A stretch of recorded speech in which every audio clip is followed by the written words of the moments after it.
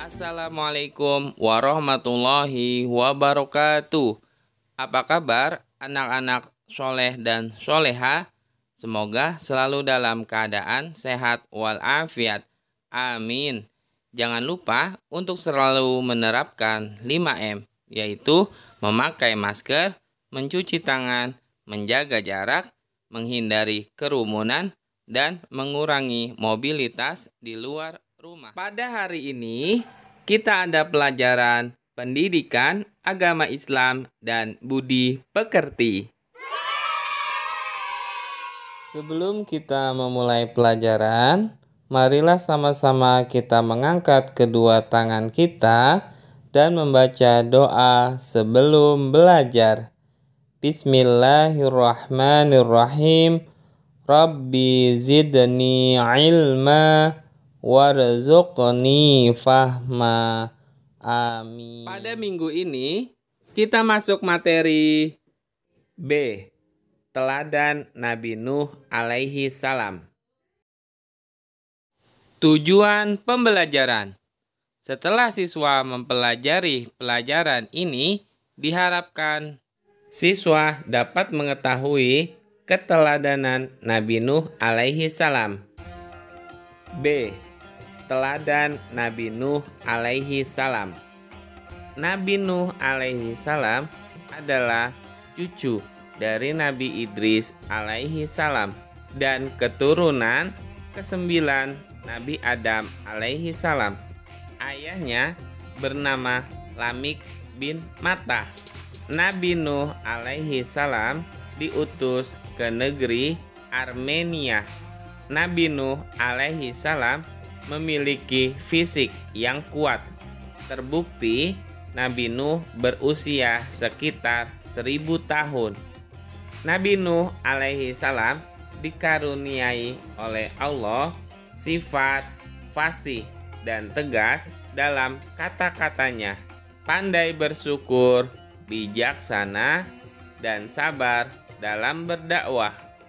Sedikit demi sedikit, iman orang Armenia mulai menipis.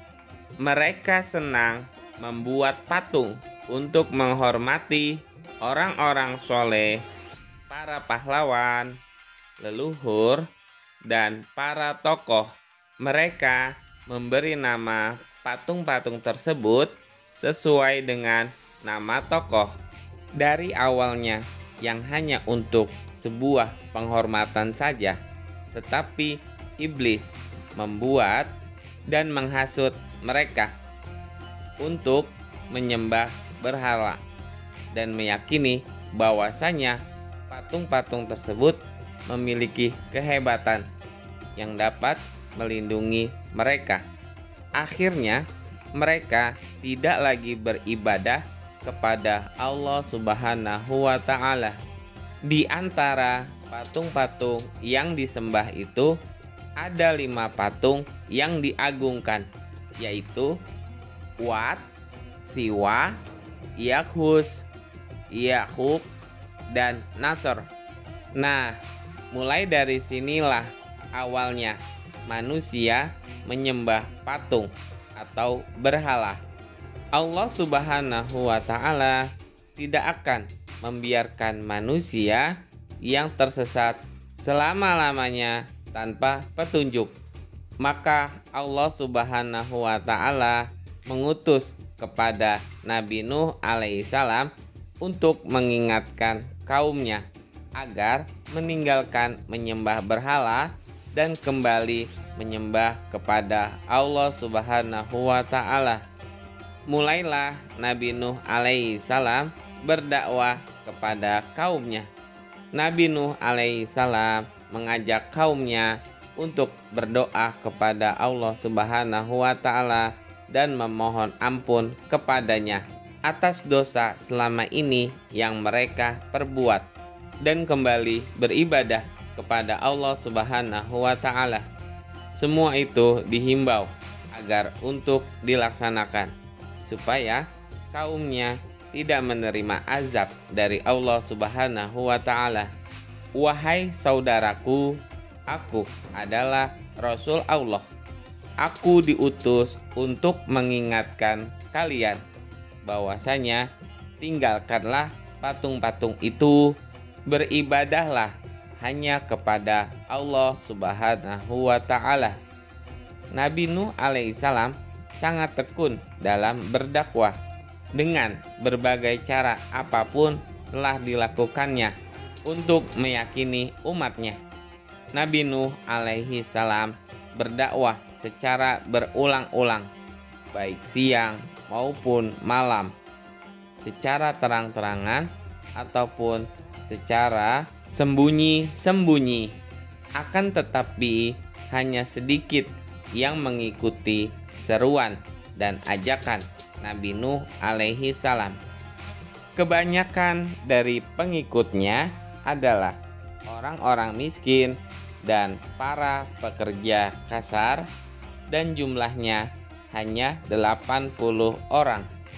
Dakwah Nabi Nuh alaihi salam berlangsung sekitar kurang lebih 950 tahun, sebagaimana telah disebutkan dalam Quran surat Al-Ankabut ayat 14.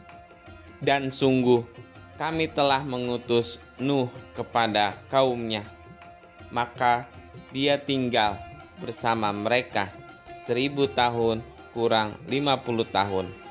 Kemudian mereka dilanda banjir besar, sedangkan mereka adalah orang-orang yang zolim. Setiap Nabi Nuh alaihi salam berdakwah mengenai keimanan, mereka bersikap angkuh dan sombong dengan menutup telinganya. Bahkan mereka menantang Nabi Nuh agar mendatangkan azab dari Allah Subhanahu wa Ta'ala. Akhirnya Nabi Nuh alaihi salam mulai kehilangan kesabarannya. Nabi Nuh alaihi salam mengadu kepada Allah Subhanahu wa Ta'ala tentang kebangkangan umatnya. Kemudian Allah Subhanahu wa Ta'ala berfirman, yang artinya bahwa memang pengikut Nabi tidak akan bertambah, hanya 80 orang saja.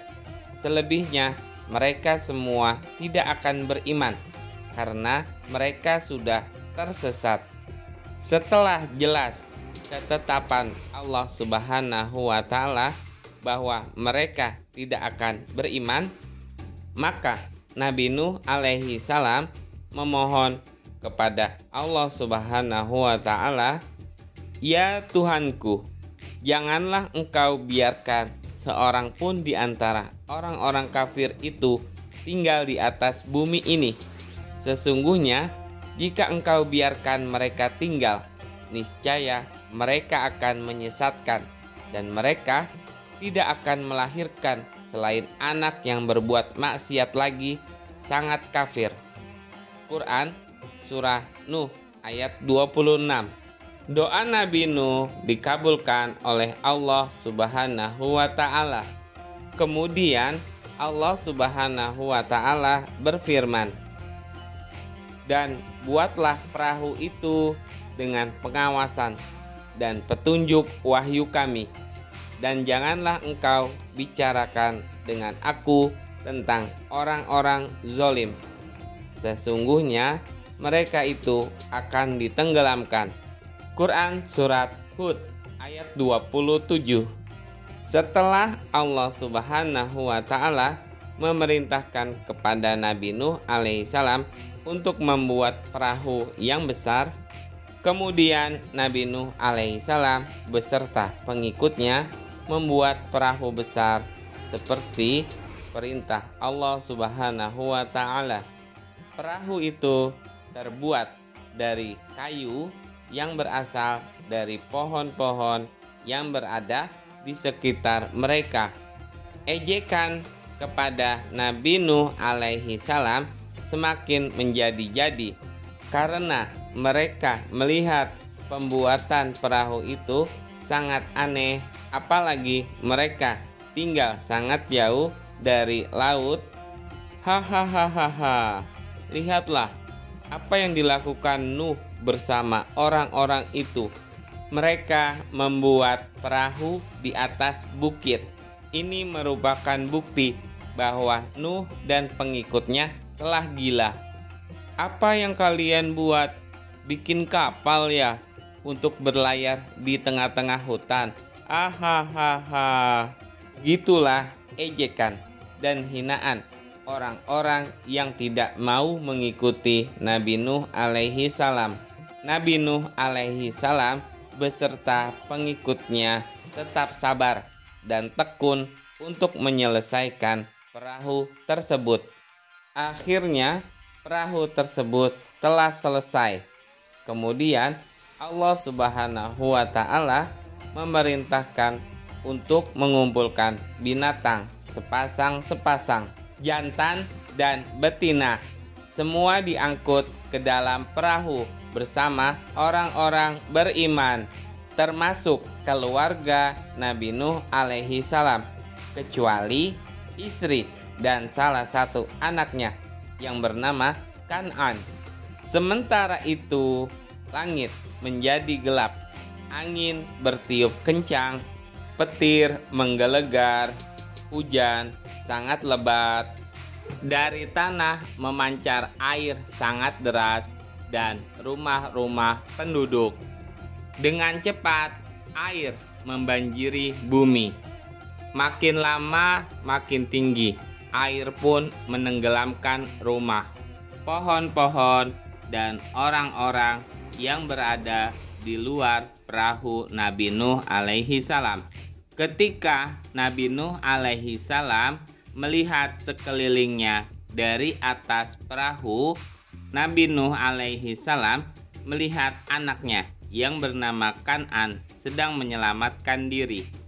Karena kasih sayangnya Nabi Nuh alaihi salam kepada anaknya, kemudian Nabi Nuh alaihi salam berseru, "Anakku sayang, masuklah ke dalam perahu ini. Tidak ada yang selamat dari azab ini, kecuali yang berada di atas perahu." Kemudian Kan'an menjawab, "Aku akan memanjat bukit yang tinggi. Pasti aku akan selamat." Tiba-tiba datang ombak yang sangat besar dan Kan'an tidak terlihat lagi. Dia termasuk orang yang dibinasakan. Melihat kejadian tersebut, Nabi Nuh alaihi salam bersedih. Di dalam perahu, Nabi Nuh alaihi salam bertasbih, memohon ampun, dan berdoa tiada hentinya bersama orang-orang yang beriman. Setelah beberapa bulan, Allah Subhanahu wa Ta'ala memerintahkan kepada bumi untuk menelan banjir. Hujan besar pun berhenti. Air masuk ke dalam bumi. Perahu pun berlabuh di daratan. Orang-orang yang beriman keluar dari perahu dengan tetap bertasbih dan bersyukur dengan tiada terkira. Mereka memulai hidup baru tanpa gangguan orang-orang zolim. Anak-anak, dari kisah Nabi Nuh alaihi salam, keteladanan yang dapat kita ambil adalah: 1. Taat kepada Allah Subhanahu wa Ta'ala. 2. Bekerja keras dan berusaha dalam mencapai tujuan. 3. Sabar dan tabah. Sikapku: aku dapat meneladani kisah Nabi Nuh alaihi salam. Untuk link soal latihan ada di kolom deskripsi. Telah selesai pembelajaran kita pada kali ini. Marilah sama-sama kita tutup dengan pembacaan hamdalah. Alhamdulillahirabbil alamin. Semoga ilmu yang telah kita pelajari menjadi ilmu yang bermanfaat di dunia dan di akhirat. Bapak akhiri, wassalamualaikum warahmatullahi wabarakatuh.